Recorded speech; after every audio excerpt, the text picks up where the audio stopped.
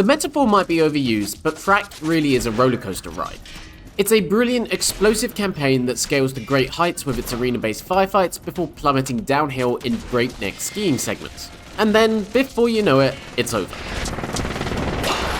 Most players familiar with VR shooters will get maybe 3 hours of gameplay out of Fract's 8-level campaign.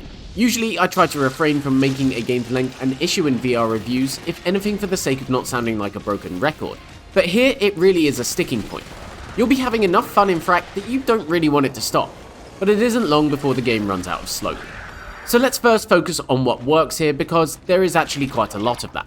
In its best moments, Fract is a winning mix of brains and brawn, with meaty first-person combat set to the backdrop of a remote mountain facility that offers hot-footed gunplay finely tuned to PSVR. It's rare to play a game that feels like it was really tailor-made for Sony's platform and its cumbersome move controllers.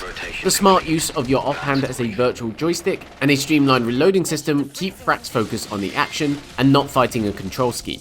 As a result, Fract pulls off some of the more agile VR combat we've seen whilst retaining immersion and intensity.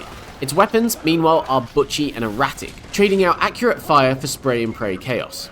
Endreams does a great job of removing the fuss from the experience. Taking cover is simply a matter of grabbing the edge of an object and then using your hand to lean in and out of harm's way. We have seen this in other games, but it's expertly applied here, allowing you to carve a path through enemies before hunkering down on the floor to recharge health. Most of the game's big encounters take place in wide open, multifaceted environments with objectives that often ask you to hold out for a certain amount of time as enemies pour in. The game is essentially an arena shooter, and while it doesn't do a great job of disguising that, it does have some of the right ingredients to pile on the pressure. With enemy types that screech as they sprint towards you in hopes of blowing themselves up, or tougher, armoured foes that first need to be knocked down so you can blast their power source. Skiing, meanwhile, works well with hands-free controls allowing you to return fire as you race snowmobiles and weave between guard posts. It can take some getting used to and never really gives you full control, but like so many other elements of the game, it offers a strong foundation to potentially build off of in the future, and one of the platform's most incredible spectacles where items tumble past you and vehicles explode in the background.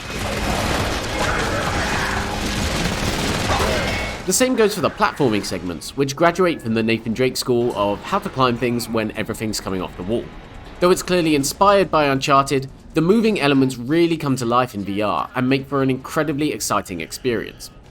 There are hiccups in this formula though. Some of the enemy AI struggles to find a path towards you, which is made apparent in one particular fight that asks you to get one brute to stand in a certain location. They really wrestle to comprehend how to reach you, turning what should be one of the game's climactic encounters into a bit of a mess. And that's far from the game's only bug. You'll also get limited use special weapons like magnums, shotguns and grenade launchers, which are indeed helpful, but also take ages to disappear after being used, leaving you exposed to enemy gunfire without a means of attacking. This is one hell of a ride. Looking good from up here. Fortunately, most of these moments are anomalies. Most of Fract's action is polished, frantic, and fitting proof that you can serve up fast-paced combat in VR and still have it feel native to the platform.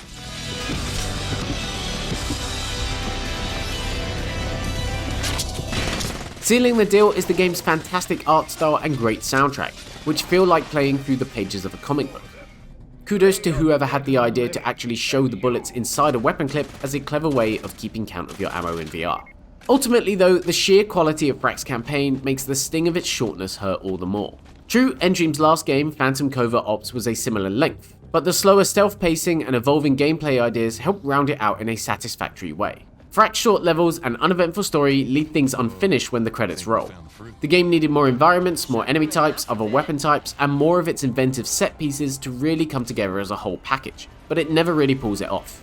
You can tackle the campaign once again in a permadeath mode, the option for which gives you your first indication about how long the game is, and collect coins hidden in levels, though the latter is really only for trophies. You're gonna have to make a jump for it! Jump? Are you crazy? No. Frack. Fract is a blast to play, even if it's not quite the massive shooter epic to round out the PSVR era. By all means, its arena-based action is polished and thrilling, offering refined, fast-paced action with intense combat set pieces. But the game's simply over far too soon, never getting a chance to really expand on its core elements and deliver the rich experience its mechanics deserve. Fract starts off in a sprint and never really lets up. The finish line's just far closer than it should have been. Damn, that was close. Thanks so much for watching this review. Make sure to like, subscribe, and hit the notifications button, and we'll see you soon for more PSVR coverage.